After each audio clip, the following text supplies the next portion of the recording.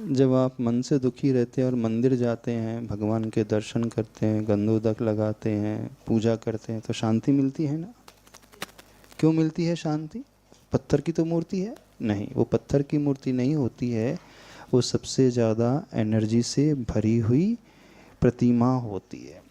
तो तीन लोक के नाथ के पास जाते ही जब हम उनके ऑरा में आ जाते हैं, आभा मंडल में आ जाते हैं, तो उस आभा मंडल में आते ही हमारा मन शांत होने लगता है। आपने देखा होगा मंदिर में एक चित्र बना रहता है, एक ही घाट में सिंह और गाय पानी पी रहे हैं, जबकि सिंह और गाय दोनों जन्मजात बैरी हैं, फिर भी वो एक साथ कैसे रह रहे हैं? तो ये तीर्थंकर भगवान की साधना का प्रताप होता है कि सिंह और गाय उन क्रूर परिणामों को भूल करके मित्रवत आचरण करने लगते हैं, और ये बिल्कुल सत्य है।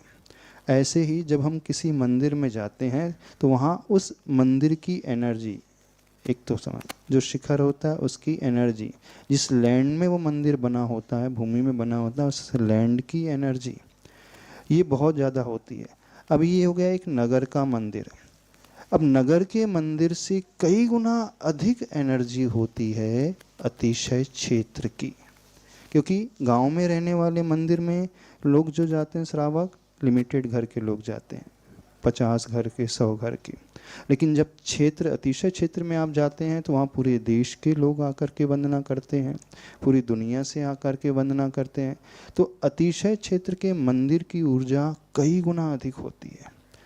और अतिशय क्षेत्र में रहने वाला जो मंदिर है, वहाँ जो शिखर है, वहाँ जो प्रतिमा है, वहाँ जब आप पूजा करोगे, गंधोदक लोगे, तो वो गंधोदक भी चमत्कारी हो जाता है, अतिशयकारी हो जाता है।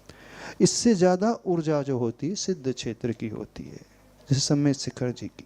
क्यों ऊर्जा अधिक होती है? क्योंकि उस माटी में बैठ कर के उन तीर्थंकर भगवान ने अपने कर्मों का पूर्ण रूप से क्षय किया और सिद्ध पद को पाया।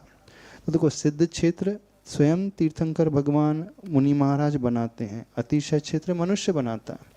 तो जिन क्षेत्रों को स्वयं भगवान ने बनाया, तो जिस स्थान में बैठ कर के उन्होंने तपस्या की, वो टोक, वहाँ उनके चरण, वहाँ रहने वाली माटी का एक एक कण जो है, आज भी वो ऊर्जा से उतना ही भरा हुआ होता है।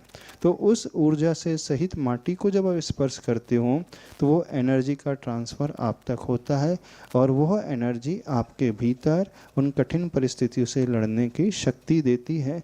इसलिए वहाँ जाकर के मन अपने आप ही शांत हो जाता है। इसमें हमारा कोई पुरुषार्थ नहीं होता, ये सब उन महापुरुषों की साधना का प्रताप होता है। जैसे तीर्थंकर भगवान की साधना का प्रताप है कि हिंसक से हिंसक सिंह भी अपनी क्रूरता भूल जाता है, ऐसे ही अतिशय क्षेत्र सिद्ध क्षेत्र में जाते ही जो परिवार में मनमुटाव है, आपस में नहीं बन रही है, आपस में कषाय का तीव्र भाव है, वहाँ जाकर के वह शांत हो जाता है।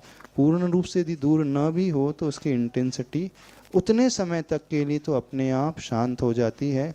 इसलिए अपने स्ट्रेस को रिलीज़ करने के लिए, अपने परिणाम को शांत करने के लिए, अपनी बैटरी को चार्ज करने के लिए प्रभु के मंदिर अवश्य जाना चाहिए, प्रभु का गंधोदक अवश्य लगाना चाहिए, तीर्थ क्षेत्रों की वंदना अवश्य करना चाहिए। पर विडम्बना ये है कि आप में से अधिक लोग जो है, अधिकतर लोग हैं, मंदिर भी नहीं जाते। जाते हो? जाते भी हो तो फॉर्मेलिटी करके आ जाते हो। नहीं, मंदिर जाना तो बड़े उत्साह के भाव से भर कर के, अहो भाव से भर कर के जाना, और ये मानना कि मैं ऐसे क्षेत्र में आया हूँ जहाँ मेरे मन के समस्त विकल्प शांत हो जाते हैं। इन प्रतिमा के, इन प्रभु के दर्शन करके मेरे मन में अद्भुत शांति आती है, यहाँ सारे विकल्प जो है समाप्त हो जाते हैं। इस भाव से भर करके जाओगे तो आपको बहुत अधिक लाभ होगा। ठीक है।